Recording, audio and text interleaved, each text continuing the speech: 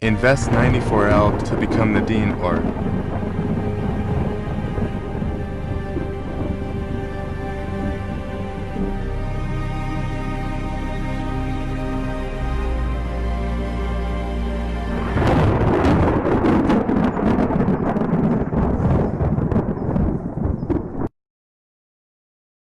This is a Weather Rampage WX potential tropical cyclone statement October 15th into October 16th, 2024.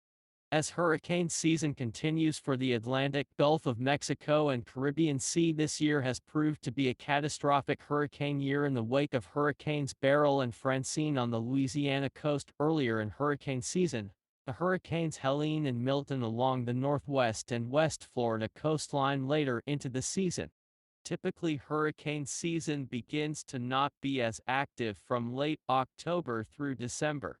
During November and December, hurricanes during that time are called superstorms or nor'easters that ride up the east coast. But hurricane season has not ended yet. The possibility of another developing tropical cyclone in the Atlantic and maybe the Caribbean Sea are becoming possible. But as of right now, we are focusing on the most likely area of development in the Atlantic, which is Invest 94L. Weather computer models before this update had this potential tropical cyclone system developing and maturing into a low-end hurricane by October 17, 2024. The weather models were also showing this weather system moving north of the British and the U.S. Virgin Islands and then north of Puerto Rico. Then the weather models took the storm into the center Haiti and the Dominican Republic island area, and then into Jamaica from the east-northeast as a low-end Category 1 or 2 hurricane. But in recent daily weather model data runs, the weather data has this storm system moving into the same exact areas, but has the storm a lot lower in strength and intensity.